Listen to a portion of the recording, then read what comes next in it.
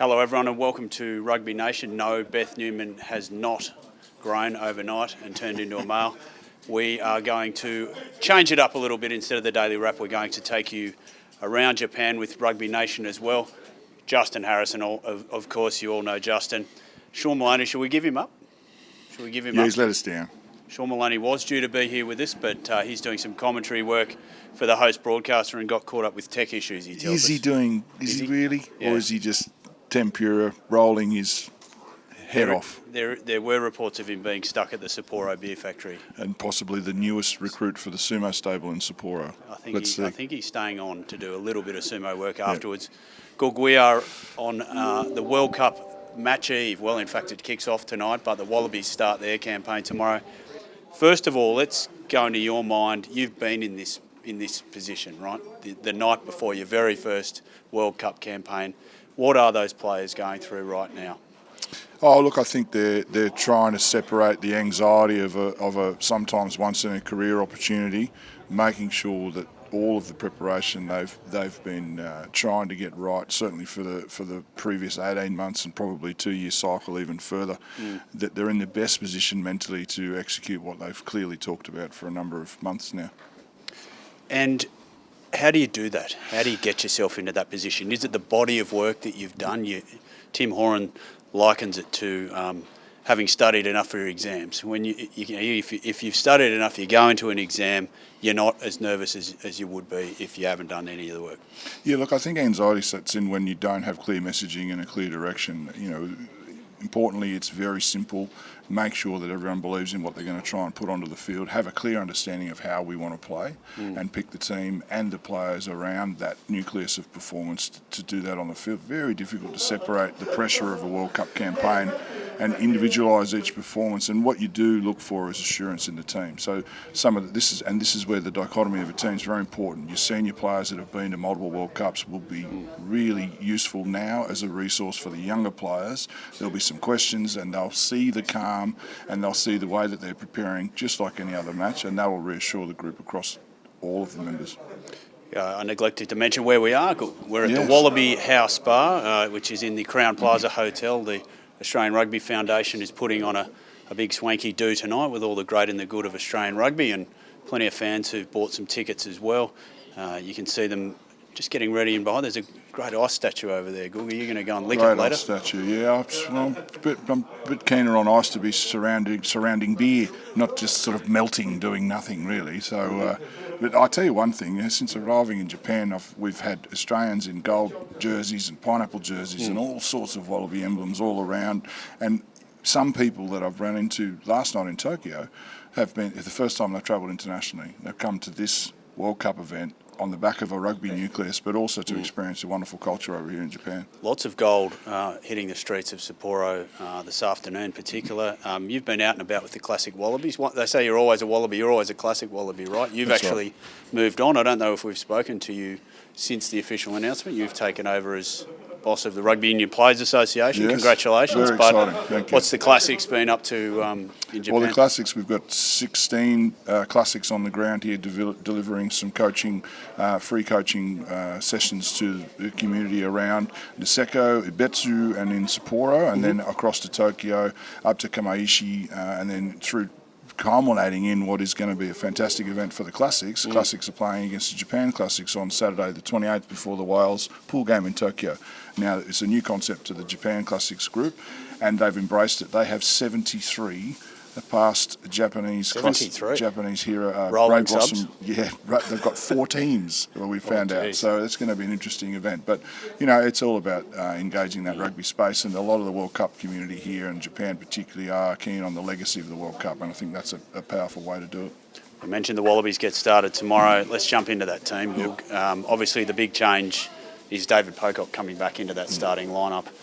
Did you expect that to happen? Is it a matter of that David Pocock's too good to leave out of a side if he's fit? Well, that's clearly what the selectors have decided. Expecting team selections is always problematic because you're often surprised by them. I think I was indifferent on any preference. What we are keen to see is a balanced back row, It'll be interesting to see how Michael Hooper adjusts his game to accommodate for Pocock's work on the ball as well. I think Michael Hooper's been very comfortable in the last few Test matches in the absence of David Pocock. But clearly there's a game plan, and this is the part about having a clear understanding of how you want to play the game, and then picking a team around that. So that's clearly what's happened with our three selectors. Well, I've got to say, it confuses me a little bit. I get it. David Pocock's a great player. The Pooper combination worked so well in 2015. And we've talked about how effective, you just mentioned Hooper, but also the line-out, how effective the line-out has become this year after being really quite poor last year. It throws a bit of spanner in the works there, doesn't it? You had 4 really good tall line-out targets, and they were, in fact, I think statistically the best line-out in the Rugby Championship. So does it throw that in peril at all? No, I think it certainly alters the line-out menu of options. So you'll have 5s and 4s, six-man line-outs, probably not many full line-outs to start the game. I think also the Fijians are probably not expecting the Fijians to be as well organised in line-out set-piece defence. We know that set-piece is paramount in World Rugby across any game, and particularly World Cups. We know that a large percentage, almost 30% of tries are scored from lineouts as a starter piece. So they are paramount, and we don't want to be mucking around. Remember, 03, you look back, we had George Smith, Phil Ward, David Lyons as the back row. That limited a lot of the lineout options heading into that final. But clearly they've got a game plan and they're going to play accordingly. That means probably that we're going to see short lineouts. We're going to see a lot of movement with the back in between the back row, Hooper and Pocock securing ball midfield, and a lot of activity in and around that centre field. Yeah, they've got to get it right, don't they? Because you want a majority possession against Fiji. You don't want them with the ball, basically, do you? That's the way you've got to beat Fiji. Yeah, I think we've got to take the enthusiasm out of Fiji. They'll probably, for the first time in a long, long time, consider themselves a roughie with a chance to certainly put Australia under pressure. I think if in the cold light of day, and we're not losing to Fiji. Well, let's be honest. But well, it's interesting. Your mate Rod Kafer is standing behind us, and you're going to do some Fox Sports work with him later. He says this is the best Fiji team he's seen. He's worried, not worried, impressed by how good they are. Yeah, I think across the board, this World Cup is dictating that we're going to have probably most teams will finish top of their pool having lost a game. We are definitely going to see more than one upset. Like we saw in 2015 with Japan and South Africa, we are going to see a couple of seismic upsets. But I really feel that the Wallabies, having performed like they have in the last probably 9 months, Perth gives me great hope. The combinations that have picked themselves now, we have a very settled side, and we have a lot of energy heading into what is going to be a cracking start to the tournament. It's probably a little known fact that you presented the jerseys in Perth, and I'm claiming finished that, up as a record win over the All Blacks. So have you got any special roles you want to let us? I can't remember what I said. I wish I could. It's like one of those blank out moments. Yeah. I probably didn't say anything, but look, surely you said go out there and put 48 on them, boys. I remember one of my presidents in Narbonne Rugby used to come in and say, "I'm going to give you the winning speech," and I was like, "Oh, what is it?" He said, "Win." And that was it. Walked out. So keep it simple. Yeah. Just jumping through the rest of that team, anything else jump out at you? It's a pretty settled team, really, isn't it? Some of those combinations have been going right through the Rugby Championship. Yeah, I'm most excited about what our tight five are going to probably produce through this World Cup across the 7-week period. We certainly have a very settled second row pairing. I think our front row are looking to execute all sorts of set-piece dominance and the physicality required to get that momentum and maintain that momentum through the World Cup. That's the confidence I have in that tight forward. Well, the lights have dimmed. That must be our cue to talk about the All Blacks. They take on South Africa tomorrow night after the Wallabies game. Quick tip in that one.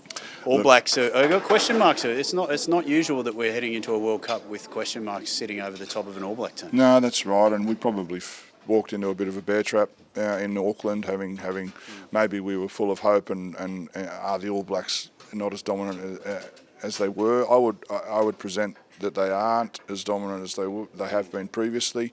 South Africa took them to the brink and drew in New Zealand. They're a very, very, very well organised side now. Rassie Erasmus is a very good coach, and they have a full complement of a squad that beat Australia in South Africa, and then a different squad went to New Zealand and beat up New Zealand. we could be seeing the final in the first game of the World Cup. You know, that's fantastic. You could see these two. You know, obviously we want the Wallabies to be there. There's a very real possibility those two could play again in the final, couldn't they? So That's right. I have a sneaky suspicion the All Blacks have got some performances in them. It's always dangerous to write off those blokes. The other game of tomorrow is Argentina-France. Actually, not many people looking at that one. I'm fascinated by this. Yeah. Clash. No one. It obviously has France, a big. It's always interesting with France, right? The worse they are, the more you have to consider them a chance of making the final or something. Yeah, they're the ultimate banana skin team. And France, you know, if you look across the history of World Cups, they're the most successful team to appear in finals. So they know how to play in World Cups. They know how to upset favourites. Argentina are the most disciplined we've ever seen them. They're coming off a powerful super campaign and a probably pretty good championship, having pushed New Zealand to within a try of beating them. So they're full of brimstone as well. You know, France touched up Scotland, but then lost to them. And you know, there's all sorts of permutations. France are an enigma. In the podcast that we've done, Keep 'Em Nude, it's talking about that '99 team, and you forget the French team that made that final. They lost to Tonga earlier that year. Yeah. You know, so the worse they go, the more dangerous they are. The French have lost to Fiji in France. Yeah, that's right. And they got pumped. You know, every time they make a final, they get pumped earlier in the tournament. So let's see what happens there. Goog, thank you very much for joining us tonight, mate, and I hope you have a great World Cup. If we see you around the traps, you'll have to come back on, but best of luck with the new role if we don't. Obrigado. Thanks, guys. We'll see you next Monday for the Daily Wrap.